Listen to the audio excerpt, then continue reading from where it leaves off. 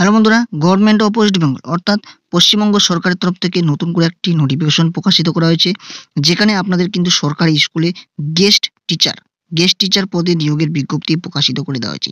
তো সরকারিভাবে একটি অফিসিয়াল নোটিফিকেশন প্রকাশিত করা হয়েছে, যেখানে আপনারা গেস্ট টিচার পদে আবেদন করতে পারবেন সম্পূর্ণ অনলাইন পদ্ধতিতে।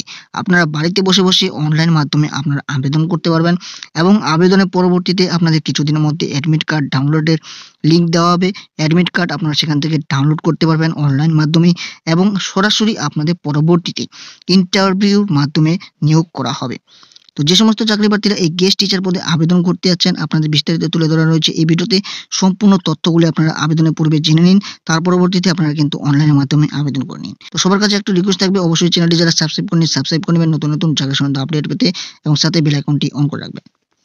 তো আপনারা দেখতে পাচ্ছেন অফিসিয়ালি নোটিফিকেশন, যেখানে আপনারা কিন্তু পুরুষ মহিলা সমস্ত চাকরি প্রার্থীরা আবেদন করতে পারছেন। এখানে আবেদনের ক্ষেত্রে অনলাইন পদ্ধতিতে যারা আবেদন করবেন, অনলাইন আবেদনের একটি লিঙ্ক দেওয়া রয়েছে, সেই লিঙ্ক থেকে আপনারা কিন্তু অনলাইনে আবেদন করতে পারবেন। তো আবেদনের লিঙ্কটি আপনাদের সামনে তুলে ধরার চেষ্টা করব।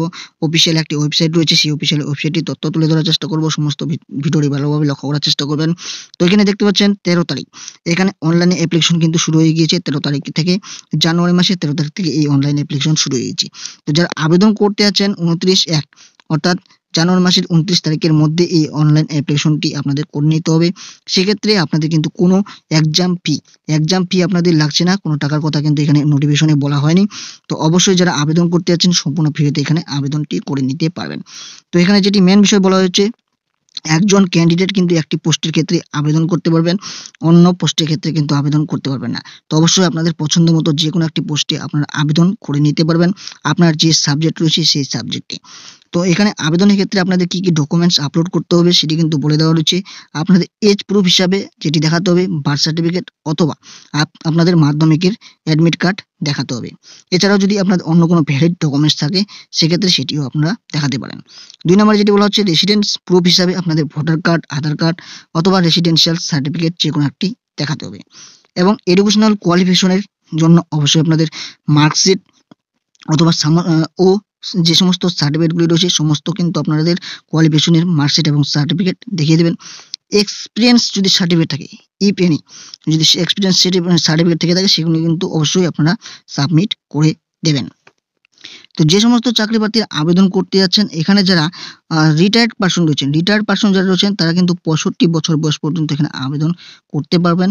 এখানে বলে দেওয়া রয়েছে রিটায়ার্ড পার্সনরা 65 বছর বয়স পর্যন্ত আবেদন করতে পারছেন এবং আদার্স যারা ক্যান্ডিডেট রয়েছেন তারা কিন্তু সর্বোচ্চ 40 বছর বয়স পর্যন্ত আবেদন করতে পারবেন। এছাড়াও সরকারি নিয়ম অনুসারে যারা রেজিস্ট্রেশন পাওয়ার তারা কিন্তু পেয়ে যাবেন।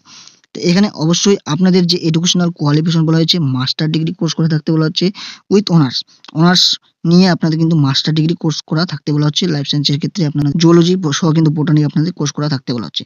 তো এখানে জব রেসপন্সিবিলিটি বলে দেওয়া রয়েছে আপনাদের টিচিং, অর্থাৎ আপনাদের কিন্তু টিচার পদে অ্যাসিস্ট্যান্ট টিচার পদে কিন্তু এখানে জবটি করতে হবে। এখানে রেমুনারেশন অর্থাৎ মাসিক যে আপনাদের সাম্মানিকটি দেওয়া হবে 12,000 টাকা করে, আপনাদের মাসিক 12,000 টাকা করে সাম্মানিক দেওয়া হবে।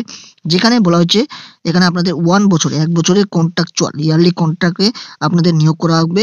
পরবর্তীতে আপনাদের কিন্তু সময়ের সাথে সাথে আপনাদের কিন্তু জবটির ভ্যালিডিটি বাড়তে পারে।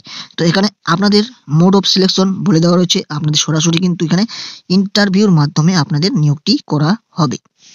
তো আপনারা এখানে দেখতে পাচ্ছেন নেম অফ দ্য পোস্ট, এখানে গেস্ট টিচার পদে নিয়োগ করা হচ্ছে 4টি বিষয়ে, জিওগ্রাফি, ফিজিক্স, কেমিস্ট্রি এবং লাইফ সায়েন্স, এই 4টি বিষয়ে আপনাদের গেস্ট টিচার নিয়োগ করা হচ্ছে, যেখানে ভ্যাকেন্সি রয়েছে টোটাল মিলিয়ে 4টি।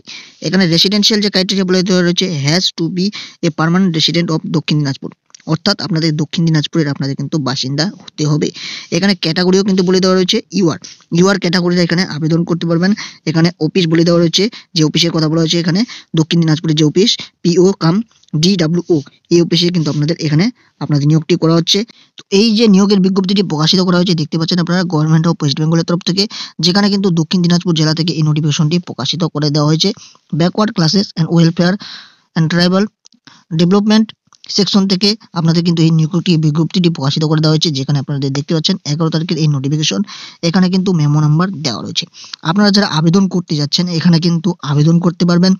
এখানে দেখতে পাচ্ছেন এই যে অফিসিয়াল ওয়েবসাইট www.recruitmentdd.in, এই অফিসিয়াল ওয়েবসাইট থেকে আপনারা কিন্তু অনলাইনের মাধ্যমে আবেদন করতে পারবেন। আপনারা যদি আরো বিস্তারিত জানতে চান, এখানে দেখতে পাচ্ছেন dinajpur.nic.in, এই অফিসিয়াল ওয়েবসাইট থেকে আরো বিস্তারিত আপনারা জানতে পেরে যাবেন। তো আপনারা যারা আবেদন করবেন সেক্ষেত্রে কিন্তু ভালোভাবে লক্ষ্য করে আবেদন করবেন। ইনকমপ্লিট যদি অ্যাপ্লিকেশন হয়ে থাকে সেক্ষেত্রে আপনাদের অ্যাপ্লিকেশনটি বাতিল করে দেওয়া হবে বলে বলা হচ্ছে। অবশ্যই আপনারা কিন্তু ভালোভাবে লক্ষ্য করে আবেদনটি করে নেবেন। তো দেখা হচ্ছে পরবর্তী নতুন একটি চাকরি সংক্রান্ত ভিডিওতে। ভালো থাকবেন, সুস্থ থাকবেন।